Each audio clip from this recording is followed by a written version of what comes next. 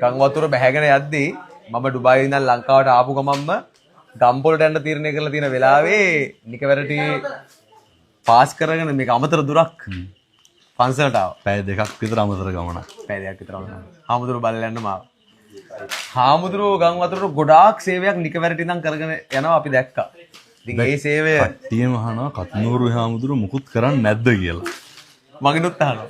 මම ඩුබායි හිටිය හාමුදුරුනේ. ඇත්තටම මේ ඒ ඉන්නකොට මම ඩුබායි ලංකාවේ අශයෙන් ලංකාවේ නැති වෙච්ච එක ලොකු පාඩුවක්. ඒ පාඩුව අපිට නෙමෙයි. මේක කැමරාවටම කියන එකක් නෙමෙයි. ඒක කවුරුත් දන්නවා. නමුත් ඒ හිටපු නැති එකත් සමහර ලංකාවේ හිටියා නම් ටොන් 35ක් එක්කව කරන්න හම්බෙන්නේ නැති වෙයි. ඩුබායි වල නේ එක රැයටද පැයටද පැයයි 2යි 3යි. ඔව් රැයක් කෙලිවන්න කලින් ටොන් 35ක් ලංකාවේ මිනිස්සු වෙනුවෙන් එකතු කරා. මේ වෙලාවේ ගත්තා. හා මේ වෙලාවේ හැම කෙනෙක්ම අපිත් මේ කරන්නේ නේ මේවා බෙදන එකනේ. තව සති දෙකකින් මේක ලංකාවේ මිනිස්සුන්ට අමතක වෙනවා. එතකොට මේ මිනිස්සු ගෙවල් වල ඉන්නකොට ඔය එන බඩු ටික බෙදන්න පුළුවන්. මේ අවුරුද්ද ඉවරෙන්න කලින් හැමෝම සතුටු කරන්න තමයි අරමුණ.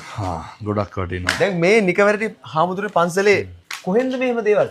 දැන් පළවෙනි දවසේ ආරංචි වුණ ගමන් අපේ නිකවැරටියේ පැතිවලට ගියා. ඔව්.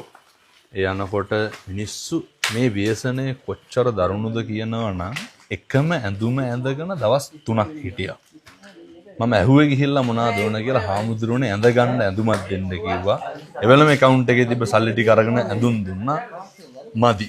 කතා කරා පානදුර සුපර් ෆැෂන් අධිපතිතුමාට අහෝදා ලක්ෂ 80ක රෙදියුවා. ඒකම මේ සෙරෙප්පු, සපත්තු, තුවා, බෙඩ් සීට් හැම දෙයක්ම දැන් මේ වර්ග කර අදත් බෙදුවා, හෙටත් බෙදනවා, අනිද්දාත් බෙදනවා. අපිට ඒ වෙලාවේ පැවරෙන වෙලාවේ හාමුදුරනේ අපි කොහෙද ඉන්නේ කියන එක වැදගත් වෙන්නේ. අපිට එතනින් එහාට යන්නත් බෑ. රටේ හදිස්සිත් නීතිය දාලා තියෙනවා. අපිට ලංකාවටම සේවය කරන්න පුළුවන් ආසයි. ලංකාව වටේම යන්න නම්. හැබැයි අපහසුයි. ඔය මොකක් හරි ක්‍රමයකින් ඒවට නිදහස දෙනවා නම් මීට වඩා ලොකු දෙයක් කරන්න පුළුවන් ඒ කියලා හිතෙනවා. එකමුතු කරන එක මහ ලොකු දෙයක් නෙමෙයි මිනිස්සුන්. පොඩි වැඩක් තියෙන ලංකාවේ මිනිස්සු තරම් මොකක් හරි විපතකටපත් වෙච්චාම නේ ඒක අහුවෙන විදිය. හැබැයි මම යෝජනා කරනවා මේක මේ සතියට සීමා කරන්න එපා.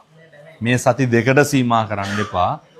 වැටිච්ච මිනිස්සු නැගිටිනකන් වැටිච්ච රට